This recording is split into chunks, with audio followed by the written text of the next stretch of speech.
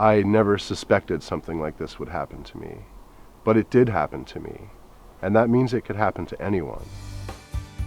Mike, like many others across our state, experienced the unexpected and often overwhelming impact of a flood.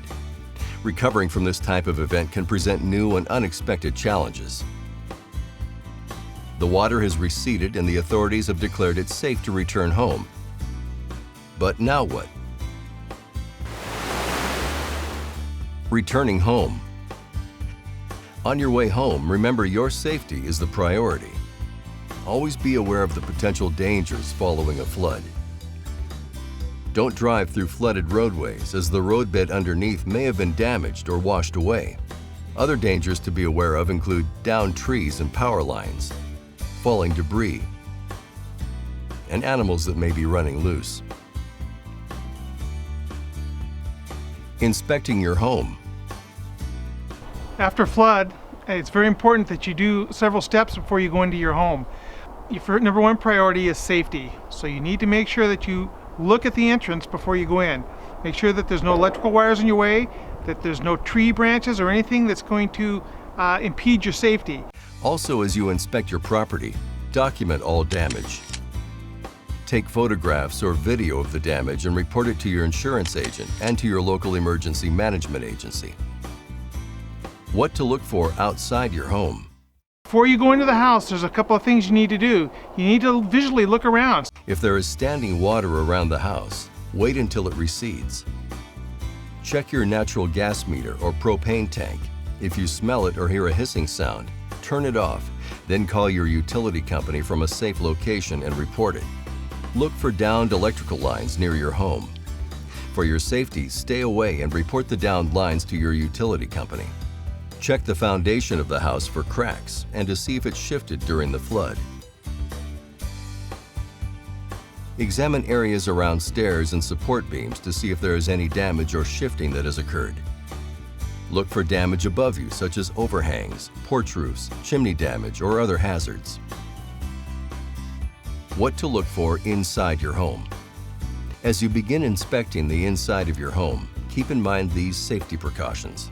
The electricity may still be on, so stay away from any exposed electrical wiring until you have turned off the power at the circuit box. Never attempt to turn it off if you are wet or in standing water. If you feel the situation is unsafe, call a professional electrician to have the system checked. Floors may be slicked, buckled, or weakened, and there may be loose nails or broken glass or other hazards. Examine your ceiling to see if there is a danger of it collapsing, or if overhead lighting or appliances such as ceiling fans have been damaged. Drying out. Now that you know your home is safe to enter, it's time to start the drying out and cleaning up process. The flood water and mud that was left behind could be contaminated, so always wear protective clothing when cleaning up. Boots, gloves, and a hard hat are essential. It's also recommended to use an N95 respirator and wear disposable coveralls to protect yourself from dust and mold. If you use a gasoline-powered sump pump or a portable generator for power, be sure to place them outside your home to avoid carbon monoxide poisoning. Use a wet, dry shop vacuum or sump pump to remove any remaining flood water. Use fans to help dry out floors and walls. Commercial fans can be rented or standard fans can be purchased at your local hardware store.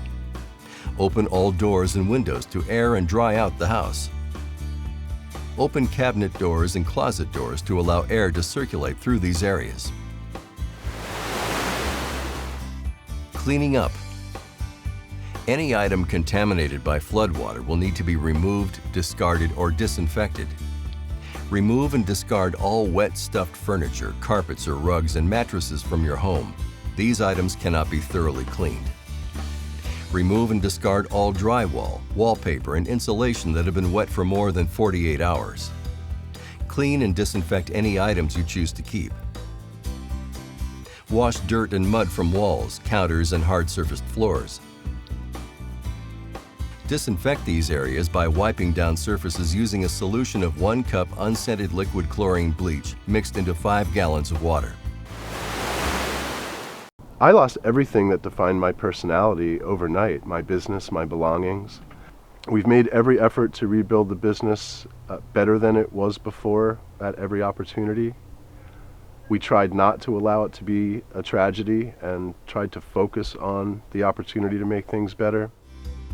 Recovering from a flood can be emotionally and financially overwhelming. Be sure to ask for help if you need it by contacting your local emergency management agency.